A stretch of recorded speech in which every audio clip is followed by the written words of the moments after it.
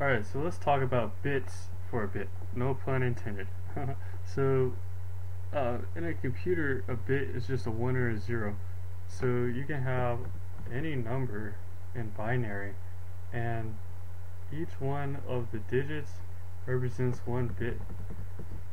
So, how many bits does it take to make a byte? You may remember it takes 8 to make one byte. So how many hexadecimal digits does it take to represent one byte? Well, we can represent this number as, let's look at the left one. What is that? C. What is the right one? Let's see. So that would be a B. Alright, so clearly one byte takes 2 hex or 8 bits. Okay, now let's do a little bit of arithmetic. First, it's easy to add two, what am I doing? 0, 1. It's easy to add two binary numbers. So we'll talk about this. 1 and 0. That's a 0, or a 1. Maybe not so easy. 1 and 0. It's another 1. 1 and 1 is a 0, and we carry this over.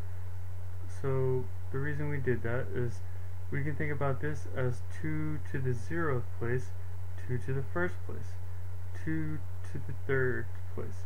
So if we have 2 to the 3rd here and 2 to the 3rd here, that's in decimal 8 and 8. Go 2 to the 0, 2 to the 1st, 2 to the 2nd, okay, 2 to the 2nd, 2 to the 2nd here, and 2 to the 2nd here. Those go to make 4 and 4, which makes it 8, and then we would carry that over. So we say, oh well, we have too many place values to represent here, okay, but we can carry that over and make 1 8, just like in decimal. Alright, then we have here, okay, and 1 and 1, it's another 0, it carries over. 1 and 1, that's another 0, carries over. And what we did just here is we carried over into the high order bit. Alright, 1 and 1, that's another 0. Okay, what happens now? Well, we carry over again. Alright, so this number actually would be lost to the computer. Alright, the computer wouldn't see this one because we carried out. So this is a, get a different color, carry out. And this is a carry into high order. So this is on the right side the lowest order bit, and on the left side is the highest order bit. Alright, so I'm gonna start working on my handwriting. Alright, so let's go ahead and look at some hexadecimal addition. Alright, if you want to add F, C, B, 8 to 0, 1, 3, 4, both these numbers are in hex, then 8 and 4 gives you 12, so 12 in hex is, let's see, B, which is in decimal, a 11 plus a 3 will give you 14, which if you remember is an E in hex.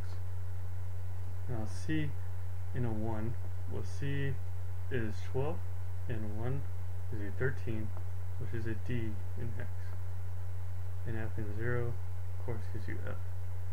So I intentionally made the second number smaller so that we didn't see any carries out, but if we had, well, we'll see that next. So let's look at 0, 1, F, and then C.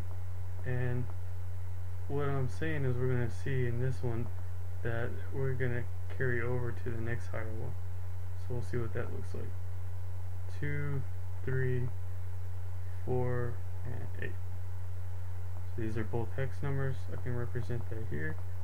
And C is a 12 and 8, well, 12 and 8 together make 20, but we can only represent 6, well, we can only go up to 15 here. As soon as we go to 16, we carry over. So 20 minus 16 is a 4, and that's what we would be left with, and we carry the 16 here. So f, which is 15 in decimal plus a 1, will give you your 16. So that's going to carry, and the 4 would be left over. Right, so 1 and 1 plus 3 is 5, and the 0 and 2 is just 2. Right, so these are our hexadecimal numbers that we've made from addition. So before we get into any subtraction, we had to talk about what's called the 2's complement numbering system. And so that's going to be an intricate way of representing negative numbers in the computer. Because how would a computer know if a number that you're putting in binary? Because that's all the computer does, is it reads binary. So if it was 0, 1, 0, 1, 1, then how does that know, well, is it negative or positive, right? And we have to represent negative numbers, so we're going to see how that happens in the next video.